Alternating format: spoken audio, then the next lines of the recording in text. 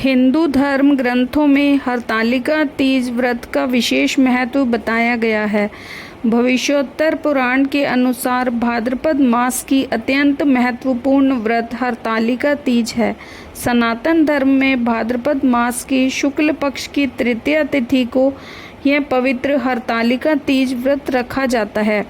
ऐसी मान्यता है कि महिलाएं इस व्रत को अखंड सौभाग्य और सुखी दाम्पत्य जीवन के लिए रखती हैं।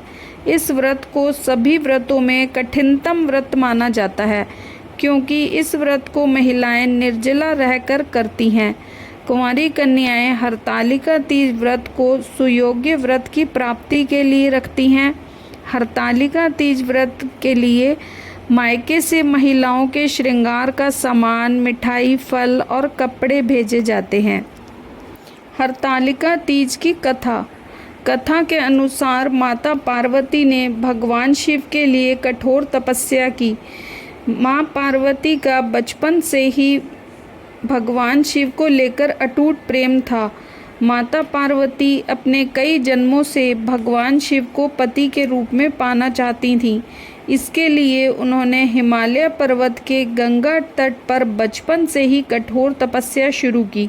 माता पार्वती ने तप में अन्न और जल का त्याग कर दिया था। खाने में वे मात्र सूखे पत्ते चबाया करती थीं। माता पार्वती की ऐसी हालत को देखकर उनके माता पिता बहुत दुखी हो गए थे। एक दिन देव ऋषि नारद भगवान विष्णु की तरफ से माता पार्वती जी के विवाह के लिए प्रस्ताव लेकर उनके पिता के पास गए। माता पार्वती के माता पिता को इस प्रस्ताव से बहुत खुशी हुई। इसके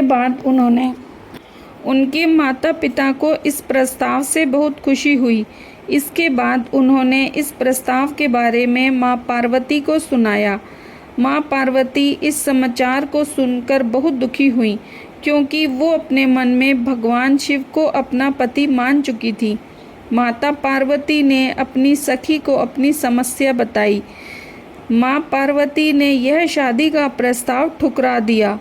पार्वती जी ने अपनी सखी से कहा कि वह सिर्फ भोलेनाथ को ही पति के रूप में स्वीकार करेंगी। सखी की सलाह पर पार्वती जी ने घने वन में एक गुफा में भगवान शिव की आराधना की। भाद्रपद तृतीया शुक्ल के दिन हस्त नक्षत्र में पार्वती जी ने मिट्टी से शिवलिंग बनाकर विधिवत पूजा की और रात भर जागरण किया। पार्वती जी के तप से खुश होकर भगवान शिव ने माता पार्वती को पत्नी के रूप में स्वीकार कर लिया था।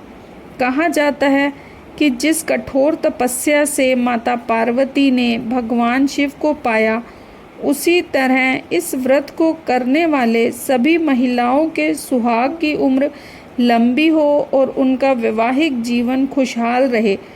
माना जाता है कि जो इस व्रत को पूरे विधि विधान और श्रद्धा पूर्वक करते हैं, उन्हें इच्छा अनुसार वर की प्राप्ति होती है।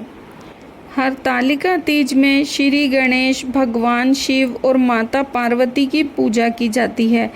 इसीलिए व्रत करने वाली स्त्रियों को चाहिए कि ब्रह्म मुहूर्त में जागकर नित्य क्रमों से निवृत्त होकर तिल एवं आंवले के चूर्ण के साथ स्नान करें।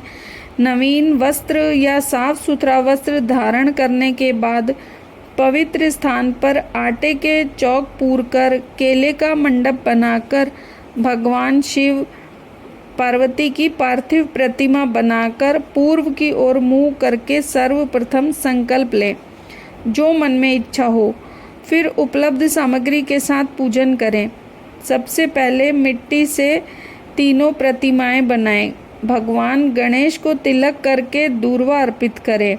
उसके बाद भगवान शिव को फूल, बेलपत्र और शमी पत्र अर्पित करें और माता पार्वती को श्रृंगार का सामान अर्पित करें।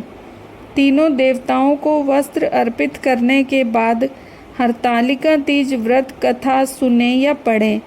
इसके बाद श्री गणेश की आरती करें और भगवान शिव तथा माता पार्वती की आरती उतारने के बाद भोग लगाएं।